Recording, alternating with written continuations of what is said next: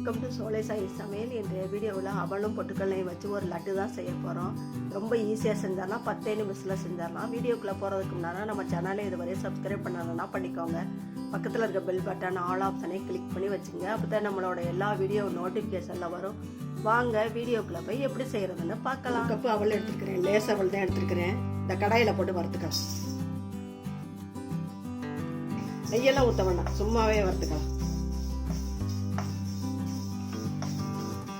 நல்லா சூடேறட்டும். அவல் நல்லா வறுவிட்டுருச்சு. இதிலே பொட்டுக்கல்ல 1/2 கப்பு போட்டுக்கலாம். 1/2 கப்பு தான் போடுறேன். ஒரு கிண்டிட்டு ஸ்டவ் ஆஃப் பண்ணிக்கலாம். இந்த சூட்லேயே சூடு ஏறிடும். பொட்டுக்கல்ல நல்லா வறுவிட்டுரும். வறுகடலை தானே அது. நீங்கள் திக்கவலாக இருந்தாலும் எதாக இருந்தாலும் செய்யலாம். இந்த லட்டு நல்லாயிருக்கும். ரெட் கலர் அவலில் கூட செய்யலாம். ஸ்டவ் ஆஃப் பண்ணிக்கலாம். ஆற விட்டு மிக்சி ஜாரில் போட்டு அரைச்சிக்கலாம். ஒன்று பொட்டுக்கல்லையும் ஆறி வச்சு இந்த மிக்சி ஜாரில் போட்டுக்கலாம்.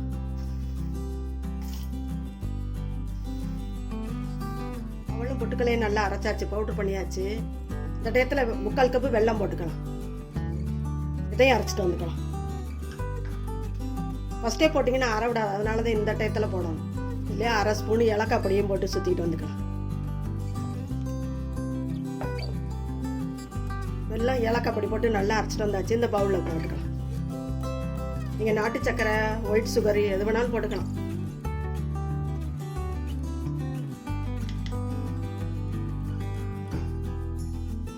அடுத்து நெய்யை சூட ஏற்றிக்கலாம். 1/4 கப்பு நெய் எடுத்துருக்கிறேன். இந்த சாஸ்பேனில் ஊற்றிக்கலாம். அப்புறம் பத்தலைன்னா ஊற்றிக்குவோம். நெய் நல்லா சூடேறிடுச்சு. இந்த முந்திரியை போட்டுக்கலாம். முந்திரி வேணும்னா போட்டுங்க, ஆப்ஷனல் தான்.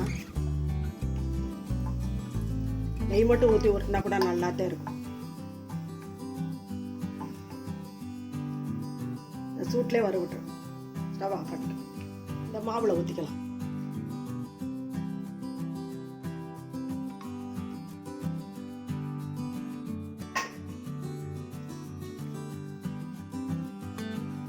நல்லா கலந்துக்குவோம்.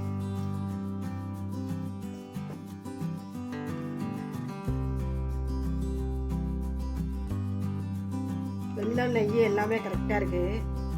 நல்லா உருட்டை வருது பாருங்க. 1 கப்பு அவல், 1/2 கப்பு பொட்டுக்கடலை, 3/4 கப்பு வெல்லம், 1/4 கப்பு நெய் கரெக்டாக இருக்கு.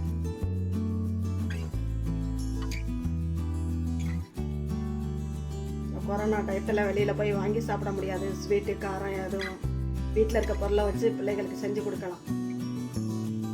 ஸ்வீட் சாப்பிட்ட மாதிரி இருக்கும், நல்லா ஹெல்த்தியாகவும் இருக்கும். ரொம்ப ஈஸியாக செஞ்சிடலாம். இந்த மாதிரி எல்லாத்தையுமே உருட்டி எடுத்துக்குவோம். எல்லாமே உருட்டியாச்சு. நல்லா வந்திருக்குது. நல்லா டேஸ்ட்டாகவும் இருக்குது. நான் சொன்ன அளவுலேயே உருட்டினீங்கன்னா நல்லா டேஸ்ட்டாக இருக்கும். இதேமாதிரி ரொம்ப ஈஸியாக செய்யக்கூடிய அவல் லட்டு நீங்களும் செஞ்சு பாருங்கள். எப்படி இருந்துச்சு உங்கள் கருத்துக்களை கமெண்ட்ஸில் சொல்லுங்கள். இந்த வீடியோ பிடிச்சிருந்தா லைக் பண்ணுங்கள், ஷேர் பண்ணுங்கள். நம்ம சேனலுக்கு மறக்காமல் சப்ஸ்கிரைப் பண்ணுங்கள். நன்றி, வணக்கம். அடுத்த வீடியோவில் பார்க்கலாம்.